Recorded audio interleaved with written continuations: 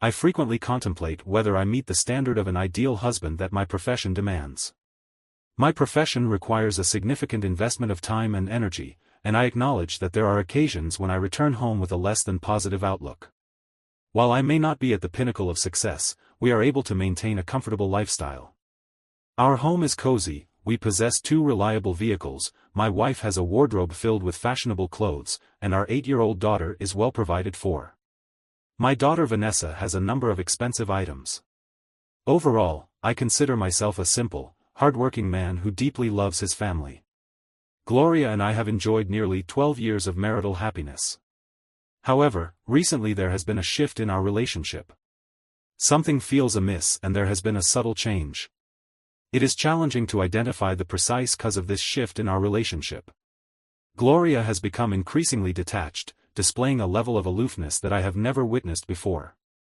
She has also become quick to criticize me over trivial matters, which is out of character for her. I have attempted to address the issue by inquiring if there is something on her mind that she is not sharing. As is the case with many spouses, she dismisses it, attributing her behavior to tiredness or a bad day. Initially, I wanted to give her space to work through whatever was troubling her. However, her detached attitude is becoming increasingly frustrating. Furthermore, apart from her demeanor, any married couple knows that relationship issues with one spouse tend to spill over into the bedroom. I have always made an effort to keep our love life lively and spontaneous, being romantic at heart. I often surprised Gloria with gestures like bringing home a dozen roses after work to kickstart foreplay. In the past, these actions reliably led to intimate moments later in the evening. My romantic efforts were previously met with intimate moments later in the evening. However, lately my efforts were met with mere gratitude and a quick kiss on the cheek. It seemed as if Gloria interpreted my efforts as attempts to make amends for some imagined wrongdoing. For several weeks, Gloria had not demonstrated any initiative in regard to intimacy.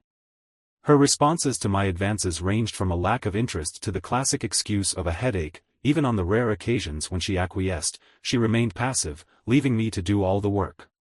As time went on, I found myself I mentally withdrew from the situation, returning home to spend time with our daughter and avoiding interaction with Gloria as much as possible, which only served to exacerbate the situation. I felt increasingly desperate, taking moments at work to reflect on how everything had started and whether I might have inadvertently triggered a change in Gloria's behavior. However, my attempts at introspection yielded no answers. I replayed countless scenarios in my mind, attempting to dissect the possible causes behind Gloria's behavior. The more I pondered, the more an unthinkable possibility kept resurfacing. Could my wife be engaging in extramarital relations? I vehemently rejected this notion, reassuring myself that she would never betray our marriage. Nevertheless, each time I attempted to reconcile the disparate pieces of the puzzle, it appeared that there was a third element, me, Gloria, and a potential lover. Despite my efforts to dismiss this possibility, I found myself increasingly drawn to it by curiosity. The evidence was overwhelming. I delved into articles about signs of infidelity, looking for changes in behavior, attire, and routines. While I had not noticed any significant shifts in Gloria's appearance or habits, my interactions with her were primarily limited to evenings after work. It was unclear how she presented herself during the day or what her schedule entailed. She does not present herself during the day, nor does she reveal her schedule. Some of the telltale signs of infidelity seemed uncomfortably familiar, particularly her altered attitudes towards me. The thought of hiring a private investigator crossed my mind, but without concrete evidence, it seemed premature and unjustifiable. All I had were suspicions, nothing substantial enough to justify the expense of hiring a PI. Therefore, I began conducting my own investigations, resorting to small measures like calling home during the day to see if Gloria was there. However, the results were inconsistent. I decided to take matters into my own hands and acquired an old surveillance camera to discreetly install under the EES of our garage, connecting it to a hidden tape unit tucked away behind some paint cans. I proceeded to procure an aged surveillance camera, which I installed in a discreet manner beneath the EES of our garage. I connected it to a hidden tape unit, which I concealed behind some paint cans. My intention was not to monitor any unfamiliar vehicles approaching our home. However, after 2 weeks of surveillance, there were no indications of any suspicious vehicles. On occasion, I observed Gloria leaving the house, only for her to later claim that she had been home all day. However, her absences were brief, seemingly too short for anything significant to occur. Unless her potential paramour was remarkably swift, it is possible that these trips were merely mundane errands that she deemed unworthy of mention, hardly proof of an extramarital affair. Despite the absence of concrete evidence, my suspicions persisted. Gloria's mood deteriorated, and our intimate moments became increasingly rare. This left me frustrated and resentful, particularly as our 12th anniversary approached. I saw an opportunity to inject some excitement back into our marriage. I suggested we celebrate with a night out, something we hadn't done in ages. Perhaps a dinner and dancing would reignite the spark between us. Eager for a chance to reconnect, we arranged for Vanessa to stay the night at my parents' house. The evening was spent at my parents' residence, which afforded us the opportunity to engage in leisure activities without the constraints of time. A table was reserved at Plato's, a restaurant that Gloria held in high regard. Upon arrival, we were led to our table. It was my intention to recapture some of the enchantment that had characterized our relationship in its earlier stages. However, Gloria's demeanor suggested a certain degree of tension. The precise motivation behind her decision to order a bottle of wine remains unclear. However, it appeared to have a positive effect, gradually restoring her usual demeanor. Our conversation resumed its usual flow and regained its playful tone. Following dinner, Gloria displayed a keen desire to dance, though I suggested trying out a new club. She was persuasive in her argument.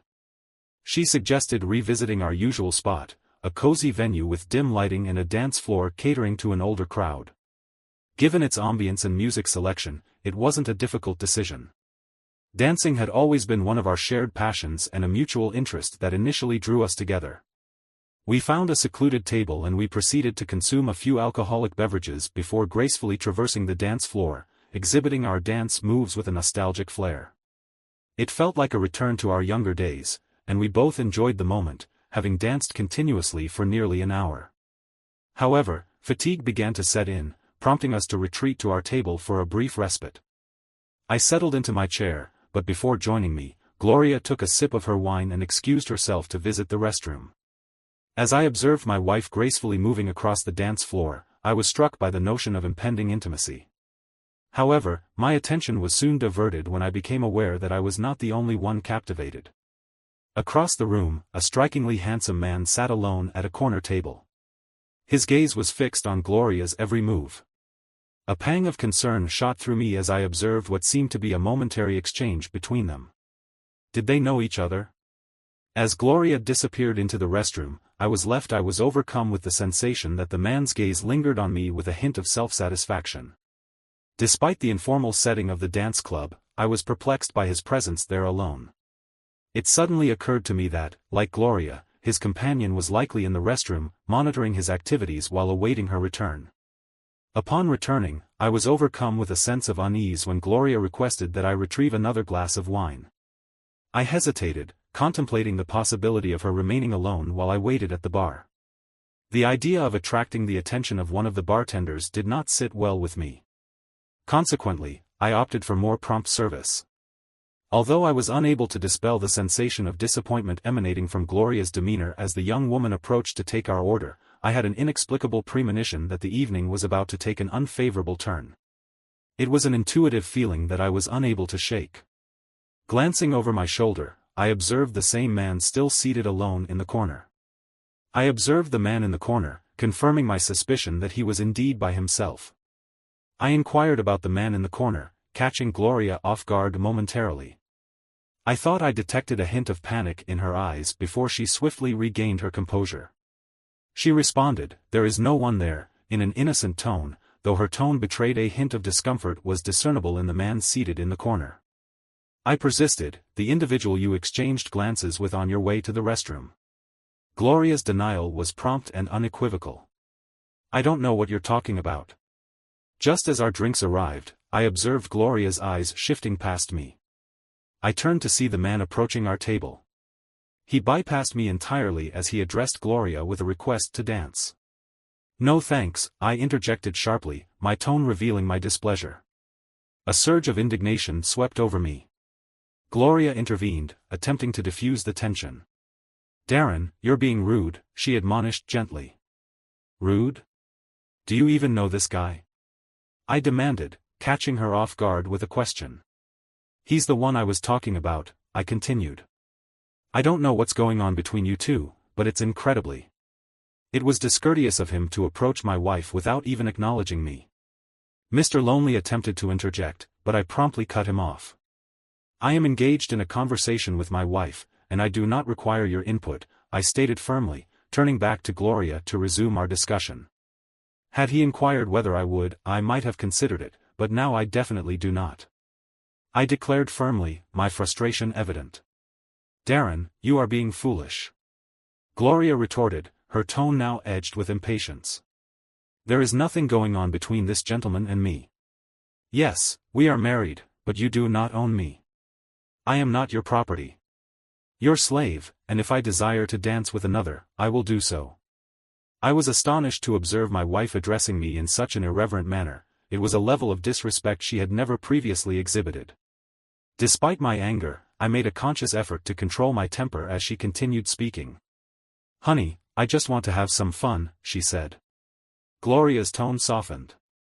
"It is our anniversary. I would like to have fun as well, but your current behavior is not conducive to that. In particular, your decision to dance with someone else is not an optimal use of our time, especially given that I have explicitly asked you not to do so. I concede that your desire to dance with him is understandable, but I must respectfully decline." Ed responded, struggling to maintain composure. "However, should you choose to do so, you would be well advised to ensure that he takes you home, too, given that I shall be absent after 12 years of cohabitation." Despite her outward anger, I was able to discern Gloria's emotions from her expression.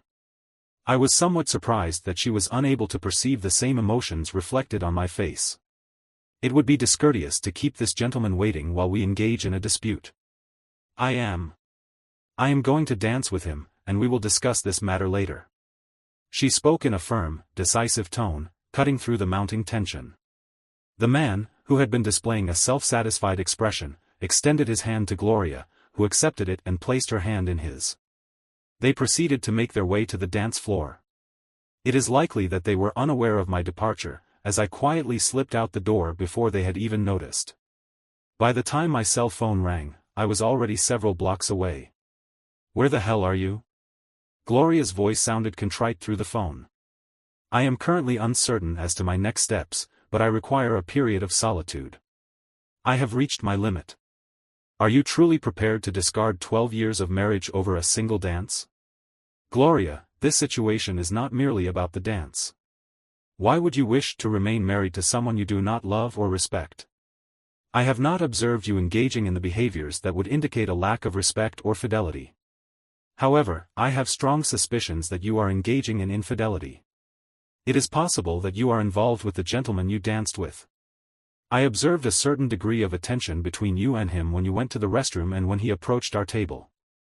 When he approached us, you treated him with the same level of disdain that a man shows to the husband of the woman he is involved with."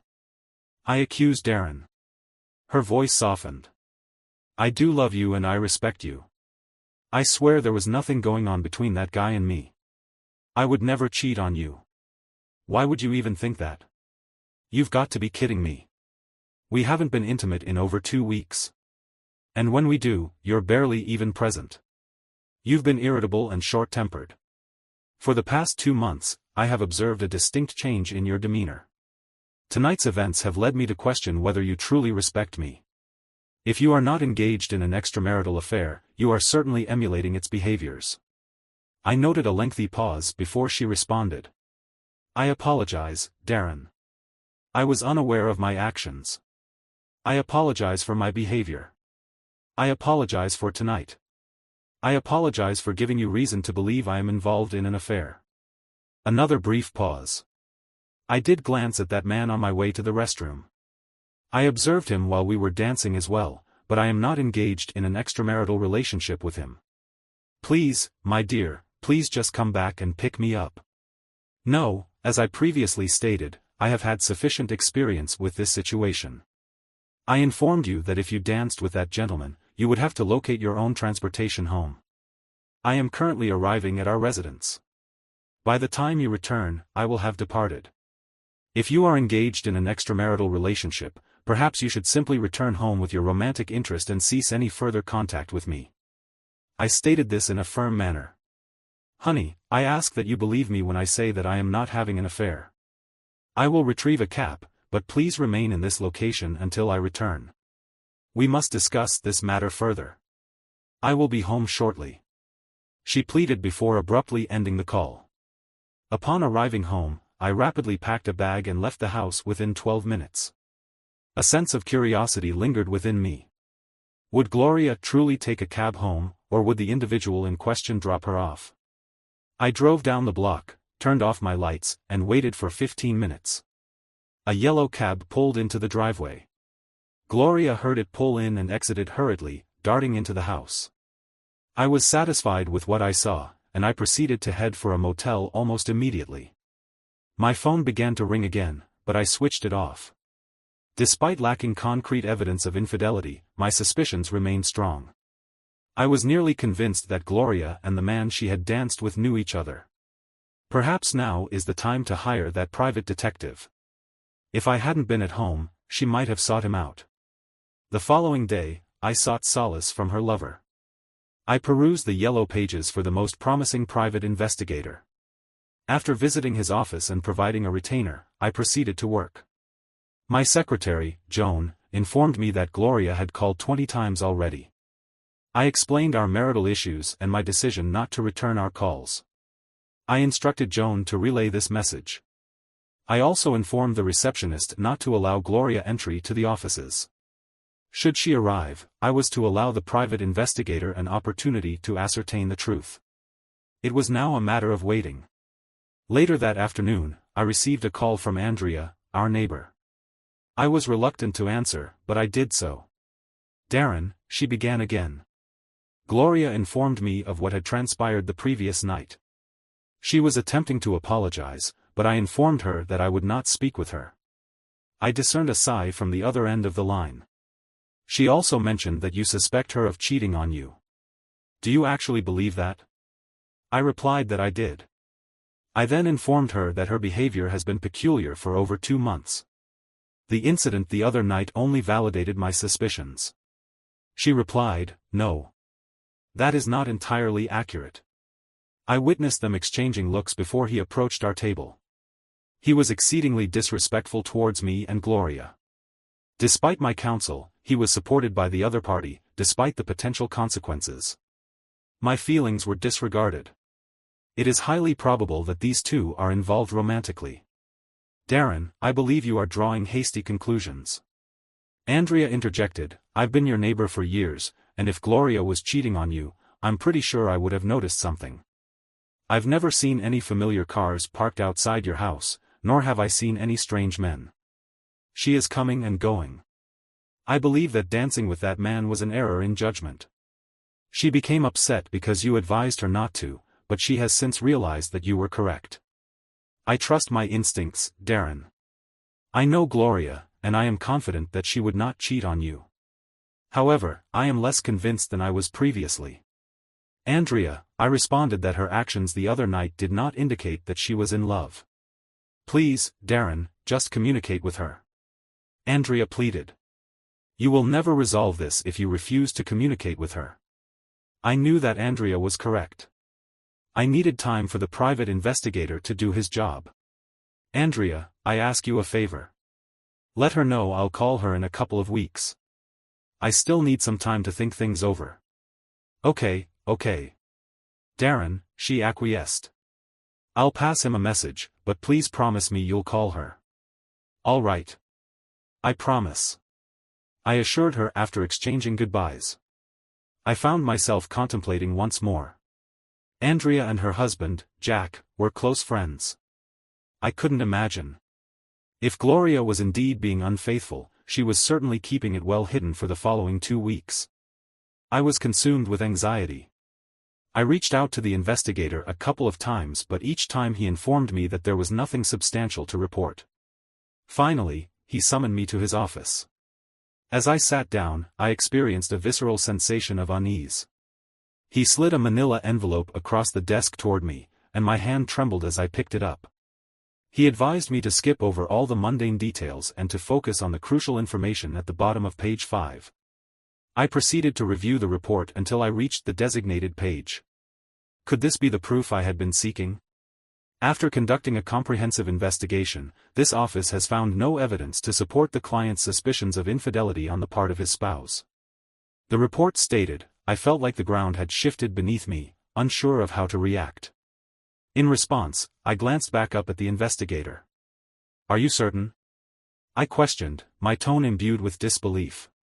Mr. Barnes, my team has meticulously monitored your wife's every move over the past 2 weeks. We have observed her activities, monitored her communications, and followed her wherever she went. We have also scrutinized her phone records and credit card statements. There is simply no indication of any affair, he affirmed. I experienced a series of waves of relief, threatening to overwhelm me. I experienced a surge of emotion, resisting the urge to shed tears of relief in his office. The investigator advised me to return home to my wife and child. In my line of work, happy endings are uncommon.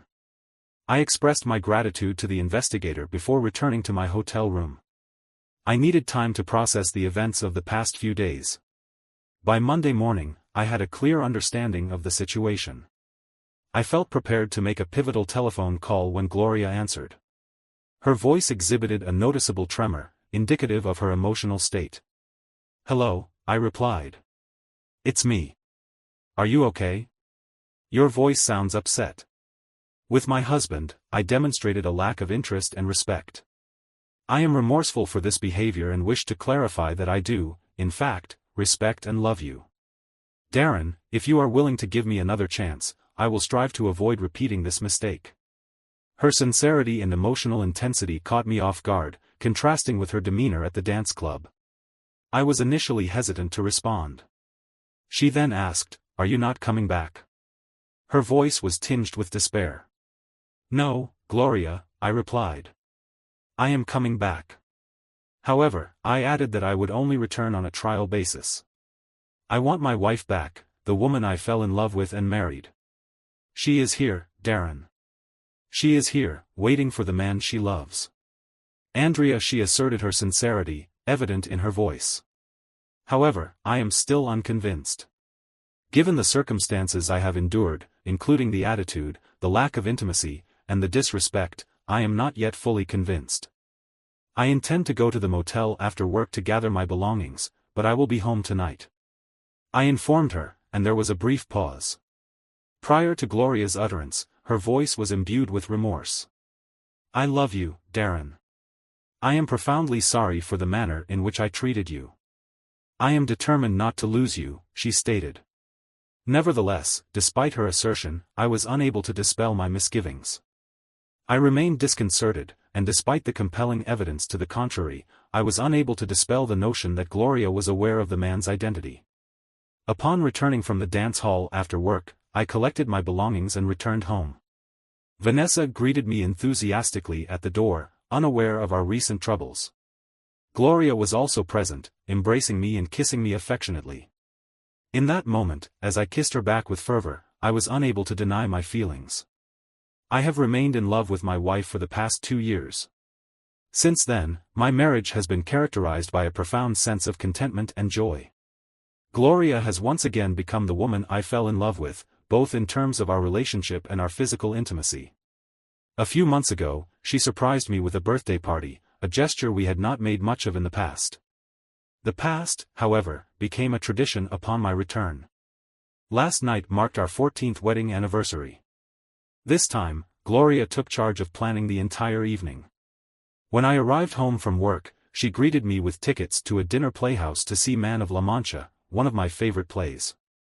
After the show, we proceeded to drive leisurely to the lakefront, where we strolled along the beach under the moon's gentle glow and warm breezes blowing in from the lake. The scene evoked the romanticism of a cinematic setting.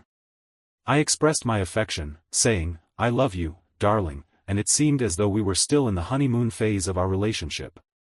My dear wife replied to my adored wife, her eyes sparkling with affection. Part 2 of the Gloria story, although the calendar had officially declared the arrival of spring a couple of weeks earlier, it was only on this day that Gloria could step out of the house without her heavy winter coat. This marked the definitive end of the harsh Chicago winter.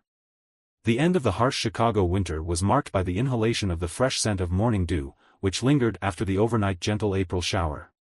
A smile tugged at her lips as she reminisced about the warm, yet insecure, feeling of being wrapped in her husband's embrace while as she lay in bed, listening to the soothing patter of raindrops on her way to the car. Gloria was struck by the beauty of the wild blue flowers that were sprouting in Milan. Their resilience in the face of winter's adversity seemed to symbolize the innate desire for renewal and new beginnings that spring always brings. The melody of the car radio evoked a sense of joy, prompting Gloria to hum along to the tunes playing. She proceeded to the quaint coffee shop where she was scheduled to meet Zara, a cherished friend she had not seen in quite some time. Zara had a son who was the same age as Vanessa, Gloria's glorious daughter. Their friendship had flourished years ago at a school function. Since then, they had remained close friends, sharing in each other's joys and challenges. Zara had arrived before Gloria and secured a cozy table in the corner by the window.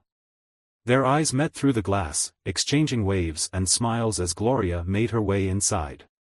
The aroma of freshly brewed coffee filled the bustling cafe as Gloria, upon joining the queue of customers eagerly awaiting their own cup of Colombian bliss, Zara spotted Gloria approaching.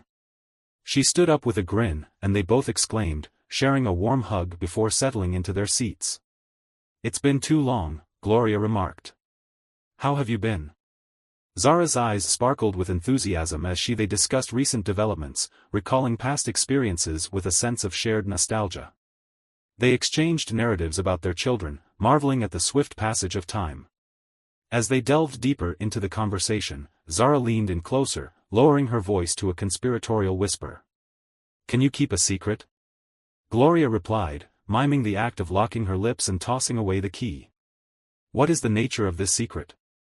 Zara confessed her excitement, evident, but she continued, "I've been kind of seeing this guy." Gloria's coffee halted midway to her lips as she fixed her gaze on Zara. Her friend's gaze betrayed a hint of astonishment. "Are you saying you're contemplating having an affair?" Zara's lips curled into a mischievous half-smile. "Well, we haven't crossed any boundaries yet, but I'm seriously considering it. It's Eric. He's just different, you know. Being with him makes me feel alive, but I'm worried he might lose. I am interested in pursuing this further. However, I must interject at this point.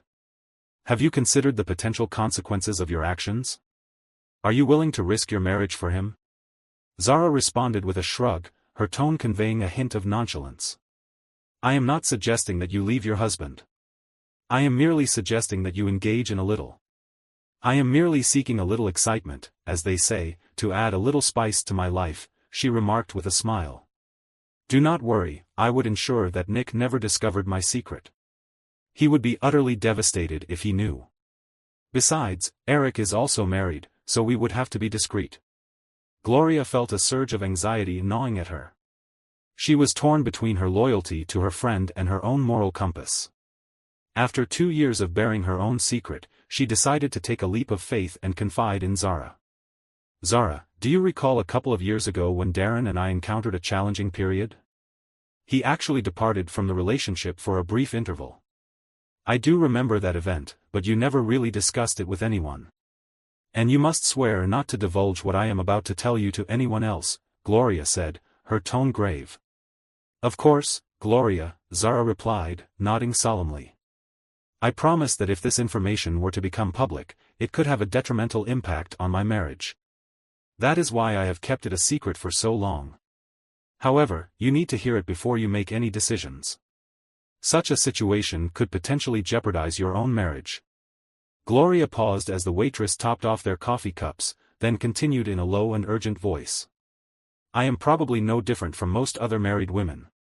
After 12 years of marriage, I began to feel a sense of boredom, as though everything was becoming routine. It was as if after enduring numerous years, I surveyed my circumstances and recognized a sense of aimlessness and stagnation. I felt as if I had no genuine independent life." Zara interjected, her eyes reflecting a profound understanding. "I empathize with your situation, Gloria. Many women experience a similar predicament. It is not a lack of love for your husband. Despite my profound affection for my husband, I began to perceive a sense of deficiency in my life. I experienced a gradual decline in my emotional well-being, accompanied by a loss of interest in activities that previously held my attention, including sexual intimacy. It is important to note that this shift in my emotional state was not attributed to any external factors, such as my husband's actions or inactions. In fact, he was consistently supportive, particularly in the context of our intimate relationship. The moon, yet nothing appeared to elevate my spirits, not even school functions.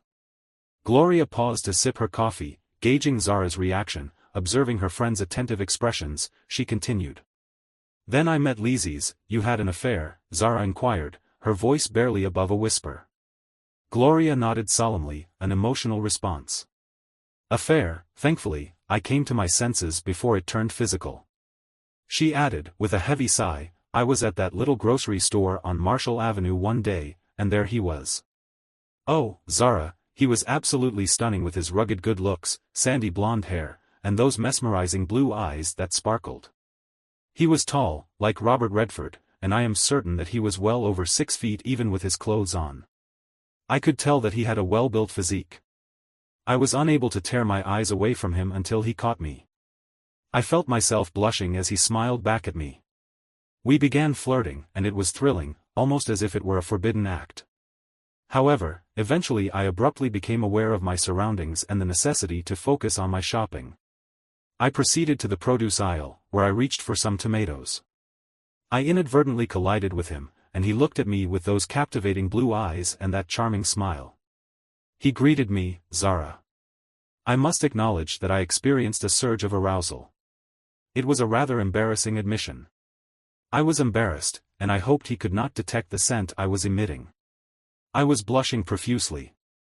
Despite noticing my wedding rings, she extended his hand to shake mine and introduced herself. He did not appear dissuaded from pursuing me, which I found flattering. It was intriguing to consider that a man like him could be interested. As we proceeded through the aisles, we engaged in conversation and shared laughter. Upon reaching the checkout, he proactively provided his contact information and proposed a lunch meeting the following week. Zara was particularly attentive to Gloria's narrative, perceiving a striking resemblance. I considered discarding his card upon departing. I considered the likelihood of such an outcome to be remote. I did not believe that I would be able to initiate a romantic relationship with this man, particularly given the circumstances. I did not, however, discard his contact information. Instead, I placed it in my purse and continued on my way home, preoccupied with my thoughts. Darren Lewis returned home while I was putting away the groceries. I was already experiencing feelings of guilt, and I responded to his attempts at assistance with impatience. I believe this was an unconscious defense mechanism. Darren inquired about my well-being, and I responded that I was merely experiencing a momentary feeling of distress. Exhausted from shopping, I was nevertheless elated. Gloria proceeded, I was aware that contacting him was inappropriate, yet I was overcome with emotion and unable to resist. I repeatedly told myself to refrain, but I was powerless to control my actions. I located one of the last payphones in the city and I proceeded to dial the number on the card he had provided. We subsequently arranged to have lunch the following day, with considerable anticipation. Zara waited for Gloria to take another sip of coffee before continuing.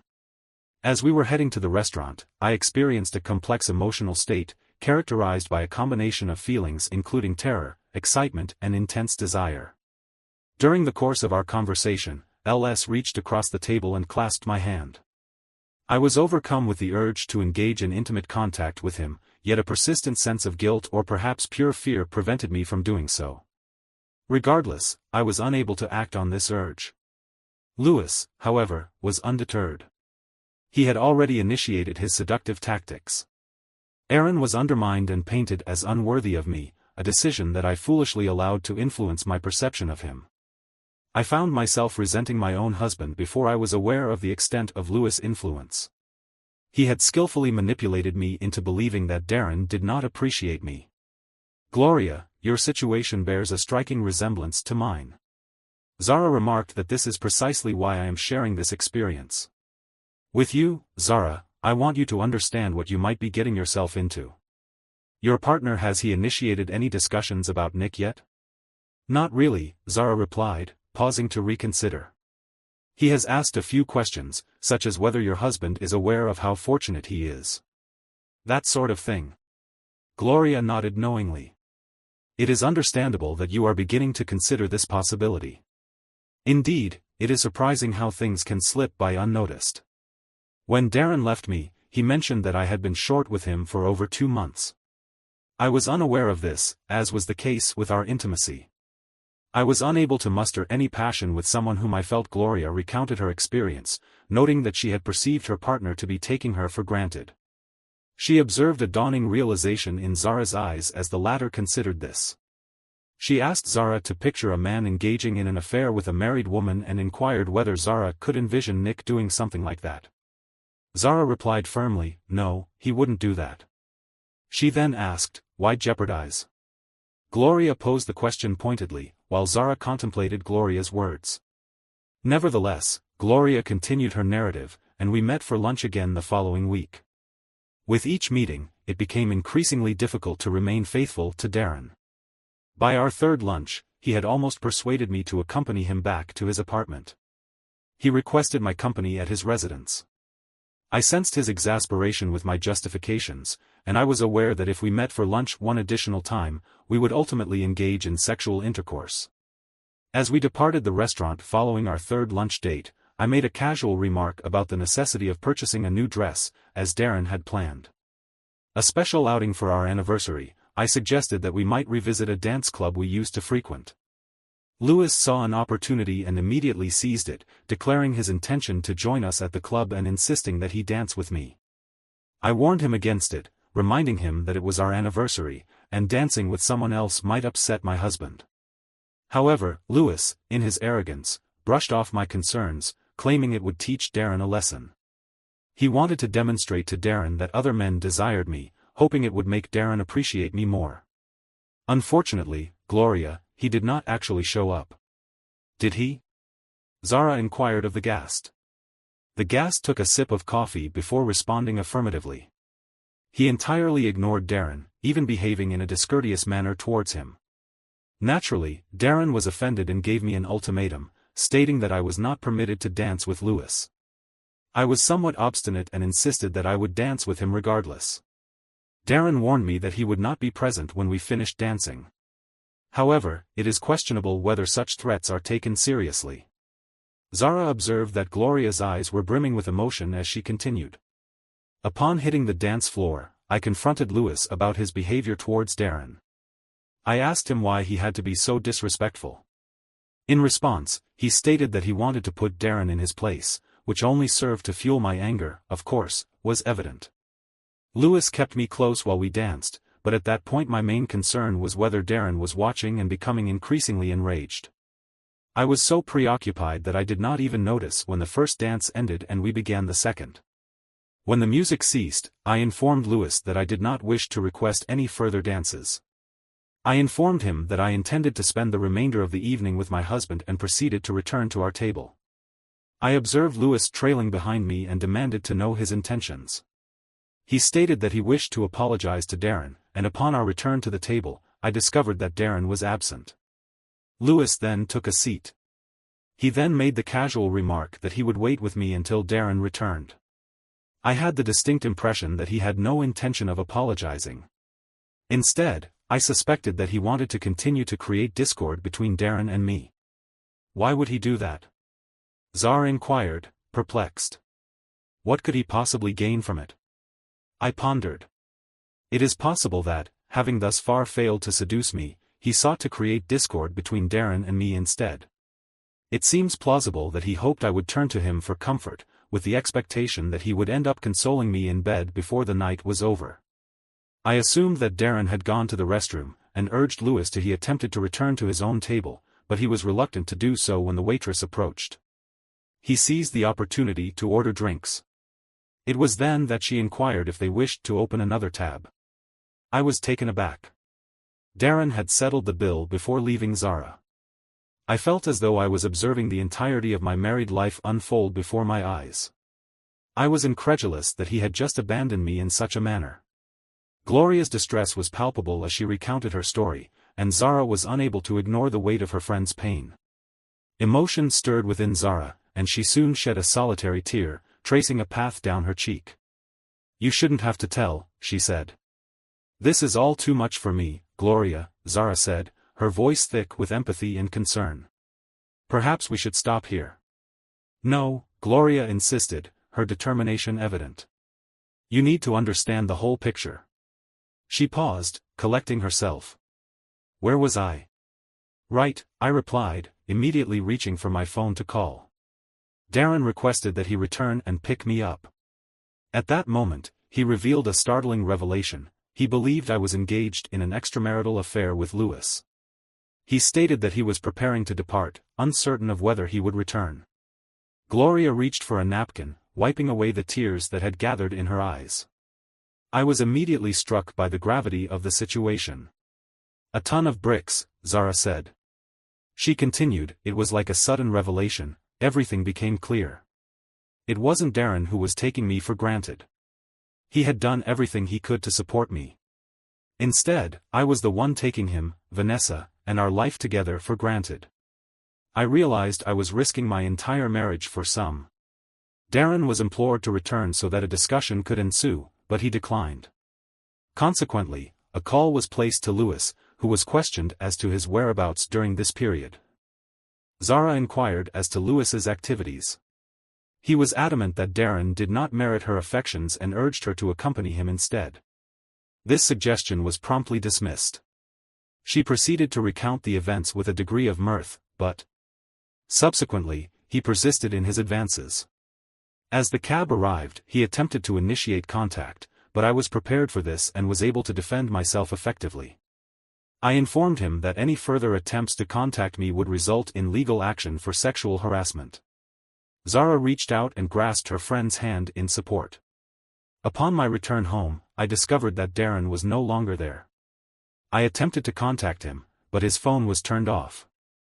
I was filled with trepidation, witnessing the imminent dissolution of my marriage and the impending collapse of our entire family. I had never experienced such a profound sense of fear. On the following day, I attempted to reach him at his workplace, but he refused to speak with me. His secretary informed me that he had instructed the receptionist to prevent me from seeing him. Feeling desperate, I sought out Andrea, my neighbor, as Darren had a good rapport with her and her husband. I hoped she might be able to convince him to talk to me. It seemed that she might be able to convince him to talk to me. Surprisingly, he did speak to her, but only to express that he needed time to think and promised to contact me in a couple of weeks. Recognizing that pressuring him would be counterproductive, I decided to give him the space he requested. Those 2 weeks were excruciating. Whenever Vanessa was present, I forced myself to appear strong and informed her that my father was away. However, in private, I could not help but cry. I feared that I had irreparably damaged our relationship. Darren was so angry that I doubted he would ever return, especially if he believed that I had been unfaithful. Gloria paused, her voice trembling. She was overcome with emotion and apologized to Zara, wiping away tears. Even after all this time, it was still challenging to discuss the matter. After taking a deep breath, she continued her narrative, stating that Darren finally contacted her and informed her of his intention to return. She was on the verge of losing everything, and she felt compelled to share her experience. I came to recognize the value of my possessions and the extent of my good fortune. Ultimately, Zara, love must prevail over desire. I love Darren, and he loves me. In my eyes, there is no man in this world worth jeopardizing that for. Indeed, Zara responded thoughtfully, "You're absolutely right. I can't imagine what I would do if my husband left me." "Did you ever confess the truth to Darren?" "Are you kidding? After coming so close to losing him, I couldn't risk it happening again. Given the circumstances, I was compelled to take action to prevent a similar outcome. Since his return, I have endeavored to exemplify the qualities of an exemplary wife. I have endeavored to ensure that neither he nor our marriage are taken for granted. I am grateful for my circumstances and express my gratitude to Darren with sincerity. My hope is that my actions will be sufficient to prevent any future issues. Does he discover the truth? Zara squeezed Gloria's hand reassuringly. I'm so grateful you shared your story with me, Gloria. You've prevented me from making a significant error in judgment. Thank you. The two girls conversed for a brief period of time longer and tentatively arranged their next meeting before bidding each other goodbye. Gloria felt a sense of satisfaction knowing she had just steered her friend away from a disastrous choice. Upon her return home, Gloria greeted her daughter Vanessa with a kiss and a snack after school. Vanessa was rapidly approaching the age of 10. Gloria reflected on how quickly time passed, and she was struck by the realization that her marriage to Darren was facing a challenging period. She had never previously discussed this with anyone, but talking to Zara had served as a poignant reminder. Later that night, with Darren peacefully asleep beside her, Gloria shifted onto her side and propped herself up on her elbow. She observed the lines on his face, each a testament to the passage of time and the memories they held.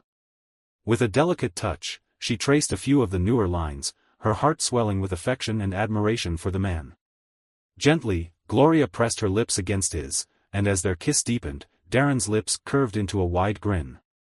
He enveloped his beloved wife in a tight embrace, returning her affection with a fervent kiss. I thought you were asleep, Gloria whispered. Actually, I was lying here thinking about what to get Vanessa for her birthday, he replied. You know what she really needs? Gloria inquired. In fact, I do, Darren replied. A baby. Darren then made the suggestion that they should consider expanding their family, which Gloria had been contemplating for some time. She was delighted by the idea and suggested that they should start planning. 2 months later, they celebrated Vanessa's 10th birthday. Following the festivities in the backyard, which included an assortment of refreshments for her friends, Darren and Gloria presented their daughter with a lavish gift and made the thrilling announcement of a forthcoming addition to the family, a younger brother. We extend our gratitude to all those who tuned in to today's tales. If you found them enjoyable, we kindly request that you consider expressing your appreciation with a like and subscription. If you have not yet done so, we encourage you to share your thoughts in the comments section below. We wish you well.